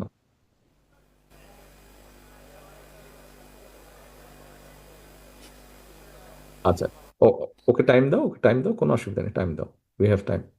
জি স্যার, আবার একটু আচ্ছা, ঠিক আছে, আমি যেটা বলছিলাম আবার বলি। তুমি যেহেতু জানো কৃষক পরিবারের একজন সন্তান তুমি, ধরো তুমি আগামীকাল তোমার আব্বা উনি প্ল্যান করলেন যে আগামীকাল সার দিবেন জমিতে, কিন্তু আবার উনি একটু চিন্তায় আছেন যে সারটা যে দিবেন। স্যার ওর বাবা মারা গেছে এই কারণে ও, একটু। আচ্ছা আচ্ছা, আমি সরি। ঠিক আছে, তাহলে এখন চাষবাস কে দেখছে? আমি সরি, আমি জানতাম না। আমি পরিবার, আমার ভাই। তোমার ভাই দেখছে। আচ্ছা, তোমার ভাই ধরো ঠিক করলো যে কালকে সার দিবে, কিন্তু কালকে বৃষ্টি হবে কিনা এটা তো আমরা জানি না, তাই না? এখন না, আমরা বৃষ্টি হলে সারটা ধুয়ে যাবে। তো আমরা এখন যেটা, আমরা অলরেডি আমাদের বাংলাদেশি একজন সায়েন্টিস্ট, উনি অস্ট্রেলিয়াতে থাকে, ওনাকে নিয়ে আমরা বসেছি এবং উনি বেরও করেছেন, সেটা ডিজাইনও করেছেন যে তোমার যেই অঞ্চল, ওই অঞ্চলে কালকে বৃষ্টি হবে কিনা ওই অ্যাপের মাধ্যমে তুমি জানতে পারবে। আমরা এতটা ডিটেইল পর্যন্ত কাজ করার চেষ্টা করেছি, মোটামুটি ভাবে আলহামদুলিল্লাহ আমরা সফল হয়েছি। তো আমি যদি অ্যাপের মাধ্যমে জানতে পারি যে বৃষ্টি হবে, তাহলে আমি সার আজকে দিব না, আমি দেবো না, আগামীকালকে দিব। রাইট। আচ্ছা, এর বাইরে আরেকটা সাপোর্ট, অর্থাৎ তোমার ধরো 3টা ফসলে তোমাকে যদি, তোমার ফ্যামিলিকে যদি আমরা যে কোনো একটা ফসলে, যেহেতু তোমার তুমি ক্ষুদ্র 6 বিঘা জমি, ক্ষুদ্র কৃষকের পর্যায়ে তুমি পড়লে, তোমাকে যদি একটা ফসলের মোটামুটিভাবে সার, বীজ, কীটনাশক যদি আমরা রাষ্ট্রের পক্ষ থেকে মোটামুটিভাবে পুরাটা সরবরাহ করতে পারি, তাহলে তোমার নিজের পকেটের সেই খরচটা বেঁচে গেল ওই সিজনের জন্য। তুমি কি মনে করো পরপর 5 বছর যদি তোমাকে এই সাপোর্টটা আমরা দিতে, সরকার দিতে সক্ষম হয়, তাহলে 5 বছর পরে তোমার অর্থনৈতিক অবস্থা, এবং তোমার মতন সারা বাংলাদেশে যে আরো কয়েক লক্ষ, আমাদের এমনি অ্যাভেলেবেল ডাটার ভিত্তিতে সব মিলে প্রায় 1.5 কোটির মতন কৃষক আসে এই মুহূর্তে, যেই ডাটা আছে আমাদের। তো 1.5 কোটির মধ্যে আবার ক্যাটাগরি আছে বিভিন্ন কৃষকের। তো ধরো এরকম ক্ষুদ্র কৃষকের সংখ্যা সবচেয়ে বেশি, 6 বিঘা জমি বা 2 বিঘা জমি, 1 বিঘা জমি, ক্ষুদ্র বা মাঝারি কৃষক। তোমার ফ্যামিলি যেই লেভেলের কৃষক পরিবার, তাদের জন্য কন্টিনিউ 5 বছর যদি এই সুবিধাটা কন্টিনিউ হয়, তাতে তুমি মনে করো তোমার পরিবার একটা শক্ত অর্থনৈতিক ভিত্তির উপরে দাঁড়াবে 5 বছর পর। হ্যাঁ, আমি মনে করি যে আমার ফ্যামিলি আরো এগিয়ে যাবে, এবং কি এই যে টাকাটা আমরা এইখান থেকে পাবো, সেই টাকাটা দিয়ে আমরা অবশ্যই কিছু হয়তো বা জমি কিনবো, বা জমি বর্গা নিব, বর্গা নিয়ে আরো বেশি উৎপাদন করতে পারবো, সক্ষম হব। অর্থাৎ তোমার পরিবারের অর্থনৈতিক বুনিয়াদটা ধীরে ধীরে ধীরে ধীরে শক্তিশালী হবে, তাই তো? রাইট। বসে সুজন, ধন্যবাদ। আমি সরি, আমি জানতাম না তোমার আব্বা আল্লাহ। মারা গেছে। আসসালামু আলাইকুম। আচ্ছা ভাই, তোমরা এখন সুজনের কথা শুনলে, তোমরা এখন আমার কথাও শুনলে। তোমরা যারা কৃষক পরিবারের সদস্য এবং কৃষক পরিবারের সদস্য নও, কিন্তু পুরো জিনিসটা তোমরা বুঝতে পেরেছো, আমাদের লক্ষ্য উদ্দেশ্য। তোমরা হল ভরা যে আমার ভাই বোনেরা তোমরা আছো, তোমরা কি মনে করো আমরা যদি কৃষকদের জন্য এই কাজটা করতে পারি তাহলে দেশের কৃষির চেহারার পরিবর্তন হবে, কৃষকদের চেহারার পরিবর্তন হবে? Do you agree to this?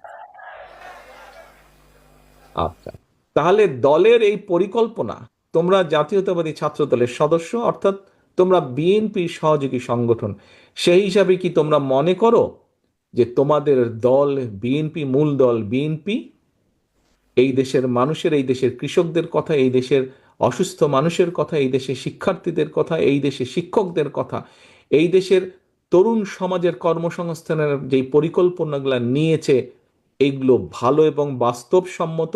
তোমরা কি তাই মনে করো সারাদিনের রেজাল্ট আলোচনার পরে? কি সবে এগ্রি?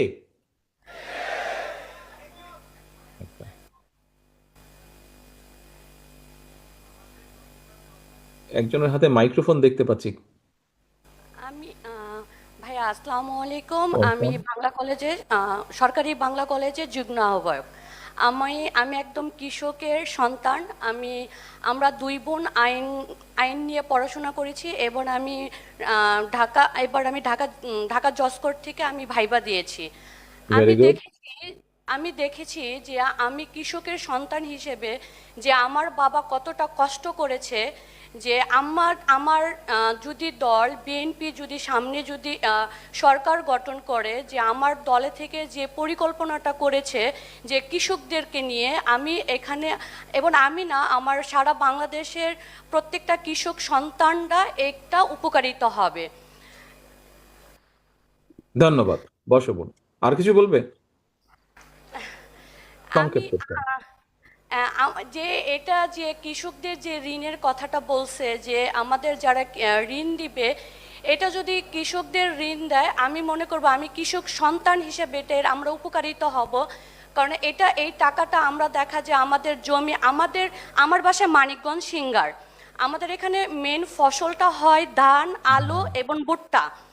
দেখা যায় আমার বাবা এটা যদি এই ঋণটা পায়, তাহলে আমার বাবা অনেক উপকারিত হবে। দেখা যায় এর সাথে আরও অন্য অন্য যে কৃষি কাজগুলো আছে, যে ফসল, তার সাথে সে এই কাজগুলো সামনের দিকে এগিয়ে নিতে পারবে। এবং আমার পরিবার যারা আছে সদস্য, আমরা স্বচ্ছভাবে এটা আমাদের জীবনযাপনটা হবে। Right, right. ওকে বোন, তুমি বসো। তুমি যেই কথাটা বললে, লোনের কথা বললে, আমরা আসসালামু আলাইকুম। সালাম আলাইকুম। আমরা এই কৃষি কার্ডের মধ্যে ওই সুবিধা রেখেছি, তোমাদের অনেকেরই ব্যাংক কার্ড আছে, ব্যাংকে থেকে তো এখন ওই যে ডেবিট কার্ড বা ক্রেডিট কার্ড যেটা তোমরা ব্যবহার করো অনেকেরই আছে, এবং ওখানে কিন্তু একটা চিপ আছে। আমরা এই কৃষক কার্ডের মধ্যে এরকম চিপ রাখবো এবং পুরো জিনিসটাকে একটা সার্ভারের মধ্যে নিয়ে আসবো। যে কোনো একজন কৃষক, সেটা সুজনের বাবাই, এই ভাই হোক, অথবা আমাদের আম, বোনের নামটা ভুলে গেলাম, কি বললে, ওর ফ্যামিলি থেকে ওর বাবাই হোক, যে যখনই লোন হোক বা কোনো কাজে যাবে, ওই কার্ডটা যখনই সে দিবে মেশিনের মধ্যে, তখন তার পুরো ডাটাটা চলে আসবে, তার জমি কোথায়, কি জমি এবং কত পরিমাণ জমি, কি কি চাষ সে করে, কোন কোন ফসল সে চাষ করে, এই সব ডিটেল চলে আসবে, এবং তার লোনের কি অবস্থা না অবস্থা কি সব চলে আসবে। কাজেই এটার মাধ্যমে আমরা এই কৃষি লোনের ক্ষেত্রে যে করাপশনের কিছু বিষয় আছে, এই জিনিসগুলোকেও বহুলাংশে আমরা এই জিনিসগুলোকে, সমস্যাগুলোকে সমাধান করতে সক্ষম হব আমরা। এবার আমি আরো দু একটা বিষয় আলাপ করব। সময় গড়িয়ে যাচ্ছে, 6টা বাজে, আমারও এখানে জুম্মায় যেতে হবে, তোমরাও আজকে অনেকের হয়তো মিস হয়ে গেছে জুম্মা। এখন আসো আরো দু একটি বিষয়ে তো বেশ কয়েকটা মোটামুটি আলোচনা কভার হয়ে গেছে।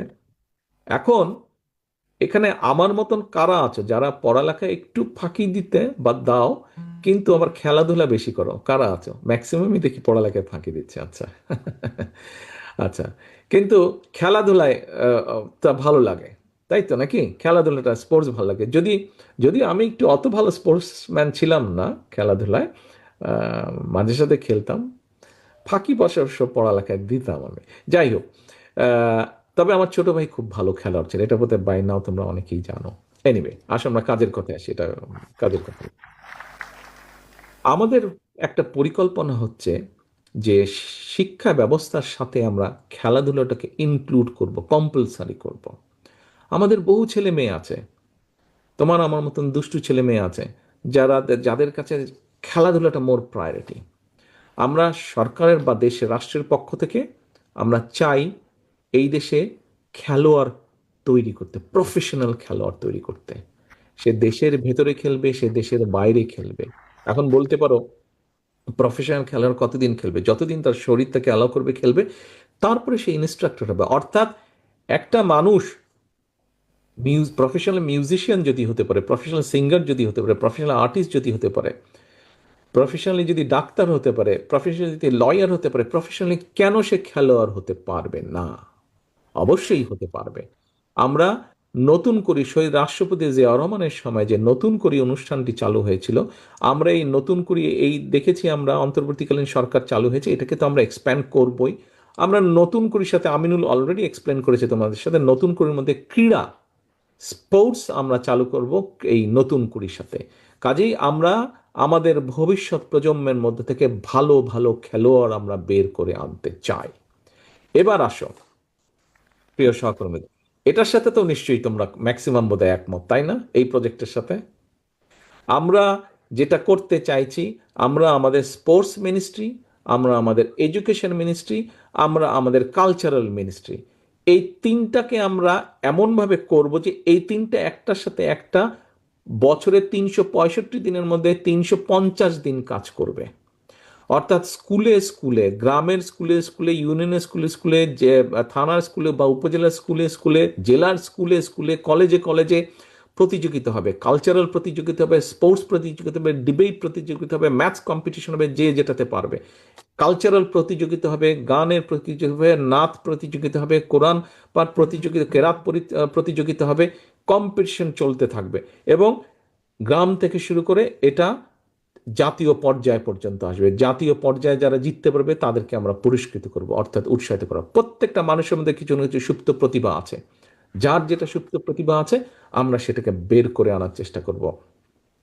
ফেসবুকে দিবে টাইম, দিনে আধা ঘন্টা 1 ঘন্টা 45 মিনিট টাইম দিবে, বাকি সারাদিন তাকে পড়ালেখা করতে হবে, তাকে টেকনিক্যাল জিনিসগুলো শিখতে হবে, প্র্যাকটিক্যালি করতে হবে, তাকে খেলাধুলা করতে হবে, তাকে স্পোর্টস থাকতে হবে, তাকে ডিবেট প্রতিযোগিতা থাকতে হবে, তাকে আর্ট কালচার শিখতে হবে।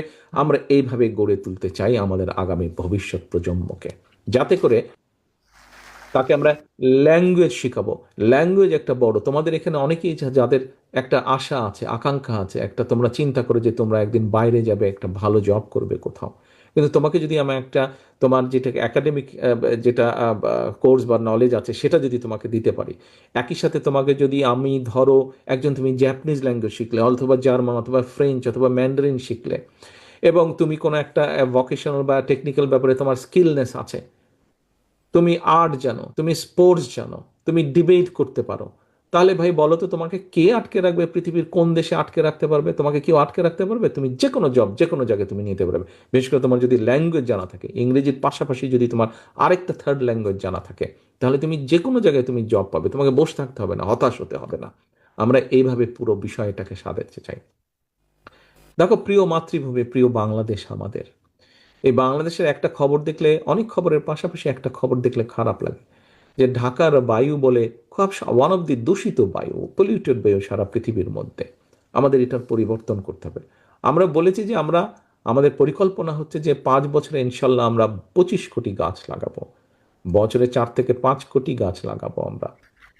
এখন এই 4 থেকে 5 কোটি গাছ যদি লাগাতে হয়, রোপণ করতে হয়, যদি গাছ লাগাতে হয়, আমাদের সকলকে, এই ঘরে তোমরা যারা আছো, তোমাদের ভাই বোন আত্মীয় স্বজন, প্রত্যেককে আমাদের একটা করে গাছ লাগাতে হবে। আমরা যদি প্রত্যেকে একটা করে গাছ লাগে, তাহলে তো 20 কোটি মানুষ, এক বছরে 20 কোটি গাছ আমরা লাগাতে পারবো। আমরা এর মধ্যে হিসাব নিকাশ বের করছি, শুধু তো বলার মধ্যে নেই। আমরা 25 কোটি গাছ লাগাবো। তুমি হয়তো বলতে পারো যে ভাইয়া এত চারা পাবেন কোথায়? এই প্রশ্ন তোমার মনে আসতেই পারে। তুমি গাছ লাগাবে 3 মাস, বাকি 9 মাস তুমি কি করবে? বাংলাদেশের প্রত্যেকটি উপজেলায় সরকারি একটি নার্সারি আছে। এর বাইরে সব মিলিয়ে বাংলাদেশের সরকারি এবং বেসরকারি মিলিয়ে প্রায় 1,100,000 নার্সারি আছে। এগুলা নার্সারির এভারেজ প্রোডাকশন ক্যাপাসিটি 20 থেকে 25 হাজার চারা। এখন তুমি হিসাব করো, 1 লক্ষ থেকে 20 থেকে 25 হাজার চারা, এদেরকে যদি প্রপারলি আমরা সাপোর্ট দিতে পারি, এই প্রোডাকশনের সংখ্যা তারা আরও কিছুটা বাড়াতে পারবে। যার 20 হাজার আছে সেটাকে মোটামুটি 20-25 হাজার আছে, সেটাকে 40 হাজার পর্যন্ত নিতে পারবে। ওই হিসাব নিকাশ করেই আমরা কথাটা বলছি, এই ব্যাপারে যারা এক্সপার্ট আছে তাদের সাথে আলোচনা করেই আমরা বলছি।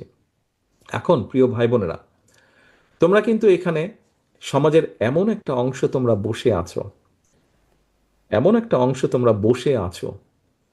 একটা ছোট্ট ঘটনা দিয়ে আমি তোমাদেরকে বলি। এটা বছর 2 আগের ঘটনা। আমি এবং তোমাদের ভাবি, আমরা দুইজন কোথাও যাচ্ছিলাম, গাড়ি চালাচ্ছিলাম। তো নর্মালি কি হয়, গাড়িতে উঠলে তো আমরা নর্মালি গান শুনি। তো সেদিন তোমাদের ভাবি এবং আমি কেউ গান শুনছিলাম না, বিবিসিতে একটা আলোচনা অনুষ্ঠান হচ্ছিল, একটা রিসার্চের রেজাল্ট।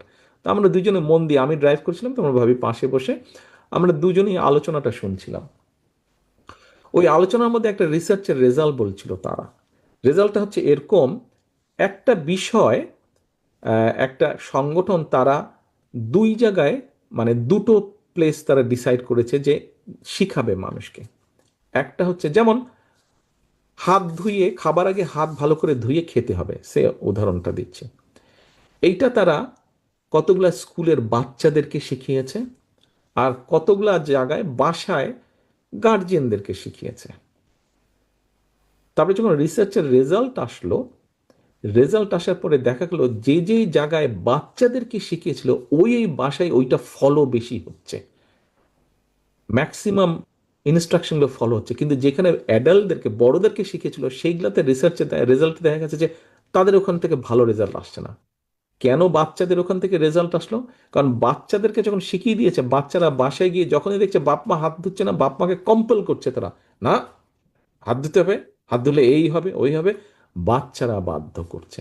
আর যেখানে শুধু বড়রা শিখেছে, সেখানে বড়রা শিখেছে, কান দিয়ে ঢুকেছে, আর কান দিয়ে বের করে দিয়েছে, ভুলেও গিয়েছেন অন্যান্য কাজের ভাব।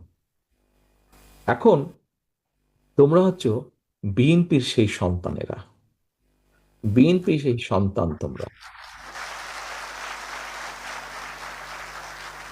বিএনপি পরিবারের সেই সন্তান তোমরা। তোমরা দেশের জন্য, দেশের মানুষের জন্য যা আজকে শিখে গিয়েছ, যা আজকে জেনে গিয়েছ, যা আজকে বুঝে গিয়েছ, এগুলো যদি শুধু তোমাদের মধ্যে না রেখে তোমাদের পক্ষে যতটুকু যাওয়া সম্ভব, সাধারণ মানুষ বলতে যারা আছে, তোমাদের আত্মীয় স্বজন, পরিবার, বন্ধু বান্ধব, সবার মাধ্যমে তোমরা যদি যত বেশি স্প্রেড করে দিতে পারবে, তত তোমাদের সামনে স্টেজে লেখা আছে দেশ গড়ার পরিকল্পনা। এই পরিকল্পনা শব্দটি চেঞ্জ হয়ে গিয়ে বাস্তবায়ন শব্দটি চলে আসবে।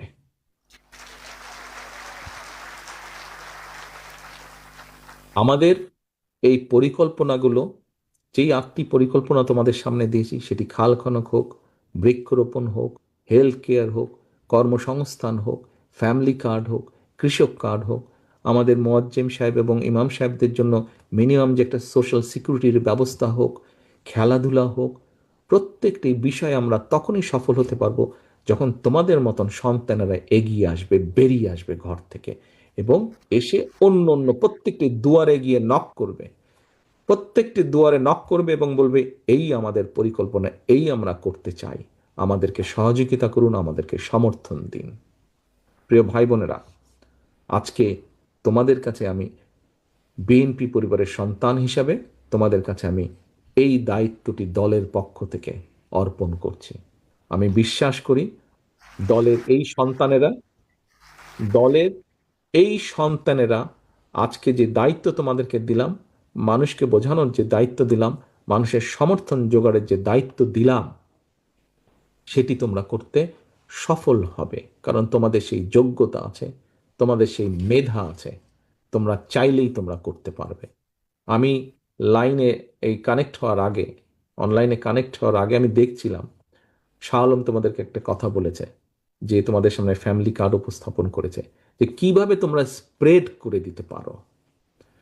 তোমাদের হাতে 5টা করে কপি দেওয়া হয়েছে। এই 5টা কপি তুমি যদি তোমার পড়ার টেবিলে, তোমার শেলফে, তোমার কোনো এক জায়গায় ঘরে রেখে দিলে, তোমার এখানে সারাদিনের 8 ঘন্টা 10 ঘন্টা সময় পুরোটাই ব্যর্থ, অপচয় হয়ে গেল। কিন্তু তুমি এটা যেভাবেই হোক, তুমি দলের পক্ষ থেকে, তোমার ফ্যামিলিতে অনেক মানুষ আছে যারা ধানের শীষ বা বিএনপিকে সমর্থন করে এবং কেপেবল লোক, তার সহযোগিতা তুমি নিতে পারো যে ভাই আমাকে কিছু প্রিন্ট করে দাও। তোমার বন্ধু বান্ধবের মধ্যে অনেকে আছে যাদের এই সক্ষমতা আছে, এটা তুমিই ভালো বলতে পারবে তুমি কিভাবে করবে, কিন্তু তোমাকে করতে হবে কাজটা, এটা স্প্রেড করতে হবে, ছড়িয়ে দিতে হবে মানুষের মাঝে। আজকে আমাদের এই 8 ঘন্টার সময়, 10 ঘন্টার সময়কে আমরা অপচয় করতে পারি না, কারণ তোমরাই সবচেয়ে ভালো জানো যে আমরা যদি এই পরিকল্পনাকে বাস্তবায়ন করতে না পারি, স্বৈরাচার দেশকে যে অবস্থায় রেখে গিয়েছে, দেশের অর্থনীতি বলো, দেশের কৃষি ব্যবস্থা বলো, দেশের শিল্প ব্যবস্থা বলো, শিক্ষা ব্যবস্থা বলো, চিকিৎসা ব্যবস্থা বলো, সামগ্রিকভাবে সমাজ দেশকে যে জায়গায় রেখে গিয়েছে, এখন আজকে যে দুর্ঘটনা ঘটেছে ওসমানের, হাদির যে দুর্ঘটনা ঘটেছে, এই দুর্ঘটনা আরও ঘটেছে। কিছুদিন আগে চট্টগ্রামে ঘটেছিল আমাদের এক এমপি প্রার্থীর উপরে। যারা ষড়যন্ত্র করছে তারা তাহলে আরও সুযোগ পেয়ে যাবে। এই ষড়যন্ত্র বন্ধ করতে পারে এই দেশের মানুষ, এই ষড়যন্ত্র বন্ধ দমিয়ে দিতে পারে, রুখে দিতে পারে গণতান্ত্রিক প্র্যাকটিস তথা গণতন্ত্র, এবং সেটাতে সবচেয়ে বেশি সাহায্য করতে পারো, সবচেয়ে বেশি মাঠে থেকে অবদান রাখতে পারো তোমরা যারা বিএনপির সন্তান, তোমরা যারা বিএনপির সদস্য। আসো আসো আমরা আজকে যা শিখেছি, যা জেনেছি, যা দেখলাম, এই সব কিছু আমাদের নিজেদের মধ্যে আমরা রাখবো না, আমাদের নিজেদের মধ্যে আমরা রাখবো না। এটি আমরা দেশের জন্য করছি, এটি আমরা দেশের মানুষের জন্য করছি। আজকে ওসমান হাদির উপরে যা হয়েছে, কয়েকদিন আগে আমাদের এরশাদুল্লাহর উপরে যা হয়েছে, এটার বিরুদ্ধে যদি আমাদেরকে অবস্থান নিতে হয়, এই অন্যায়ের বিরুদ্ধে যদি অবস্থান নিতে হয়, যে কোনো মূল্যে আমাদেরকে গণতন্ত্রকে প্রতিষ্ঠিত করতে হবে, যে কোনো মূল্যে আমাদের গণতান্ত্রিক মূল্যবোধকে ফিরিয়ে আনতে হবে, গণতান্ত্রিক অধিকারকে প্রতিষ্ঠিত করতে হবে, এবং আগামী দিনের ভবিষ্যৎ হিসেবে তোমাদের উপরে সবচেয়ে বড় সেই দায়িত্ব। আসো আমরা আমাদের সেই দায়িত্ব পালনে অঙ্গীকারবদ্ধ হই। আল্লাহ হাফেজ। বাংলাদেশ জিন্দাবাদ। বাংলাদেশ জাতীয়তাবাদী দল জিন্দাবাদ।